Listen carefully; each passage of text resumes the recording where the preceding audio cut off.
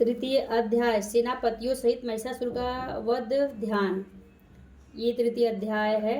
आज तीसरा दिन है नवरात्रि का, तो आज ये तीसरा पार्ट है माँ जगदम्बा का।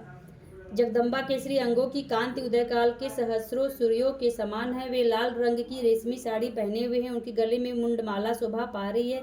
दोनों स्तनों पर रक्त चंदन का लेप लगा है। वे अपने कर कमलों में जप मालिका, विद्या और अभय तथा वर नामक मुद्राएं धारण किए हुए हैं। तीनों नेत्रों से सुशोभित मुखार विंद की बड़ी शोभा हो रही है। ऐसी देवी को मैं भक्तिपूर्वक प्रणाम करता हूँ। इस प्रकार देवी के स्वरूप का ध्यान करके तीसरे अध्याय का पाठ आरंभ करें।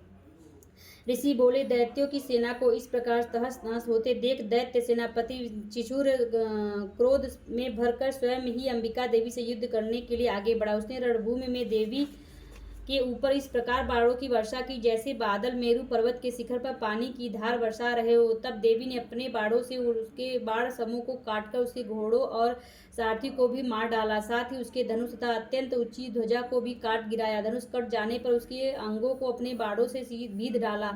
धनुष, रथ, घोड़े और सारथी के नष्ट हो जाने पर वह असुर ढाल और तलवार लेकर पैदल ही देवी की ओर दौड़ा। उसने पैनी धार वाली तलवार से सिंह के मस्तक पर चोट करके देवी की बाईं भुजा पर बड़े बेग से प्रहार किया। हे राजन, देवी की बाह पर पहुंचते ही वह तलवार टूट गई। फिर तो क्रोध से लाल लाल आंखें करके उस राक्षस ने शूल हाथ में लिया और उसे भद्रकाली के ऊपर चलाया। वह शूल आकाश से गिरते हुए सूर्यमंडल की भांति चमक उठा। उस शूल को अपनी ओर आते देख देवी ने भी अपना शूल चलाया। उससे राक्षस के शूल के सैकड़ों टुकड़े हो गए। साथ ही महादैत्य चिचूर की भी धज्जियां उड़ गई, उसके प्राण निकल गए। महिषासुर के पराक्रमी सेनापति चिचूर के मर जाने पर देवताओं को सताने वाला चामर नामक दैत्य हाथी पर चढ़कर आया। उसने भी देवी के ऊपर शक्ति का प्रहार किया, परंतु जगदम्बा ने उसे अपने हुंकार से ही आहत एवं निष्प्रह करके तत्काल भूमि पर गिरा दिया। शक्ति टूटकर गिरी हुई देख चामर को बड़ा क्रोध हुआ। अब उसने शूल चलाया, किंतु देवी ने उसे भी अपने बाणों द्वारा काट डाला। इतने में ही देवी का सिंह उछलकर हाथी के मस्तक पर चढ़ बैठा। उस दैत्यों के साथ खूब जोर लगाकर बाह युद्ध करने लगा। वे दोनों लड़ते लड़ते हाथी से पृथ्वी पर आ गए और एक दूसरे पर बड़े भयंकर प्रहार करते हुए लड़ने लगे। तब सिंह बड़े बेग से ऊपर की ओर उछला और उधर से गिरते समय उसने पंजों की मार से चामर का सिर धड़ से अलग कर दिया। इस प्रकार उदग्र भी शिला और वृक्ष आदि की मार खाकर रणभूमि में देवी के हाथ से मारा गया तथा कराल की भी दांतों, मुक्कों और थप्पड़ों की चोट से धाराशायी हो गया। क्रोध में भरी हुई देवी ने गदा की चोट से उद्धत का कचूमर निकाल डाला। विधिपाल से वास्कल को तथा बाड़ों से ताम्र और अंधक को मौत के घाट उतार दिया। 3 नेत्रों वाली परमेश्वरी ने त्रिशूल से उग्राशय, उग्रवीर तथा महाहनु नामक दैत्य को मार डाला। तलवार के प्रहार से विडाल के सिर को धड़ से अलग कर दिया। दुर्धर और दुर्मुख इन दोनों को भी अपनी बाड़ों से यमलोक भेज दिया। इस प्रकार अपनी सेना का संहार होता देख महिषासुर ने भैंसे का रूप धारण करके देवी के गढ़ों को त्रास देना आरंभ किया। किन्हीं को थूथून से मारकर, किन्हीं के ऊपर खुरों का प्रहार करके, किन्हीं को पूंछ से चोट पहुंचाकर, कुछ को सींगों से फाड़कर, कुछ गढ़ों को वेग से, किन्हीं को सिंहनाद से, कुछ को चक्कर देकर और कितनों को निश्वास वायु के झोंकों से धरती पर गिरा दिया। इस प्रकार बाड़ों की सेना को गिराकर वह असुर देवी के सिंह को मारने के लिए झपटा। इससे जगदम्बा को बड़ा क्रोध आया। उधर महापराक्रमी महिषासुर भी क्रोध में भरकर धरती के खुरों को खोदने लगा तथा अपने सींगों से ऊंचे ऊंचे पर्वतों को उठाकर फेंकने और गर्जन करने लगा। उसके वेग से चक्कर देने के कारण पृथ्वी क्षुब्ध होकर फटने लगी। उसकी पूंछ से टकराकर समुद्र सब ओर से धरती की ओर डुबोने लगा। हिलते हुए सींगों के आघात से बादलों के टुकड़े टुकड़े हो गए। उसके श्वास की प्रचंड वायु के वेग से उड़े हुए सैकड़ों पर्वत आकाश से गिरने लगे। इस प्रकार क्रोध से भर गई उन्होंने पास फेंक कर उस महाअसुर को बांध लिया।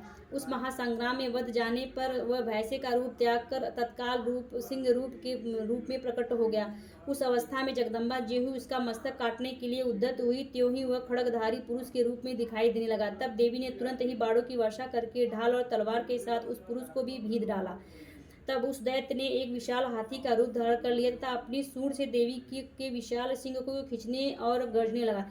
खींचते समय देवी ने तलवार से उसकी सूंड काट डाली। तब वह दैत्य पुनः वैश्य का शरीर धारण करके चराचर प्राणियों सहित तीनों लोगों को सताने लगा।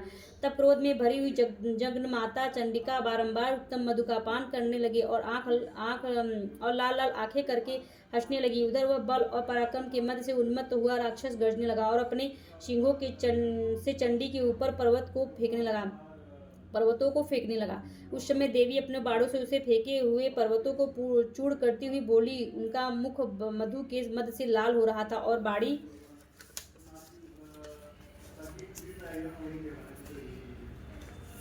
लड़खड़ा रही थी। देवी ने कहा, अरे मूढ़, जब तक मैं जी भरकर मधुपान न कर लूं, तू क्षण भर के लिए खूब गर्ज ले। मेरे हाथ से यही तेरी मृत्यु हो जाने पर अब शीघ्र ही देवता भी गर्जना करेंगे।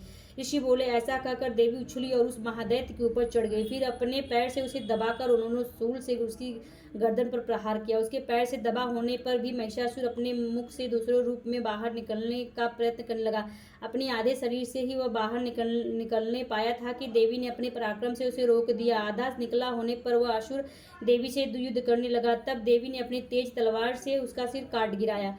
फिर तो हाहाकार करती हुई दैत्यों की सारी सेना भाग गई और देवताओं की प्रसन्नता का पारावार न रहा। देवताओं ने दिव्य महर्षियों के साथ दुर्गा देवी की स्तुतियां की। गंधर्व राज गायन करने लगे तथा अप्सराएं नाचने लगी। महिषासुर वध नामक तीसरा अध्याय पूरा हुआ। मैं इसलिए कह रही हूँ कि बहुत लोग के पास किताब नहीं होती है। मैं इसलिए पाठ कह रही हूँ कि बहुत लोग के पास किताब नहीं होती है, बहुत लोग के पास टाइम नहीं होता सुनने का, बहुत लोग पढ़ नहीं पाते हैं।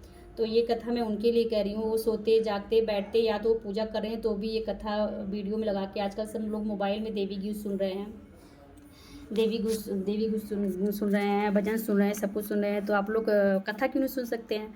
तो भगवान जी के यहाँ मंदिर पर रख के जो पढ़ नहीं पाते हैं, जिसके पास किताब नहीं है, जिसके पास टाइम नहीं है कि मैं पढ़ूँ क्या करूँ, सोते जागते उठते बैठते सो रहे हैं तो भी ये कथा लगा के अगर वो सो जाते हैं तो उनके कान में एक मतलब ये कहानी चलती रहेगी। माता की जो है क्या बोलते हैं, माता के क्या मैं बोलूँ, मुझे शब्द ही नहीं मिल रहे हैं।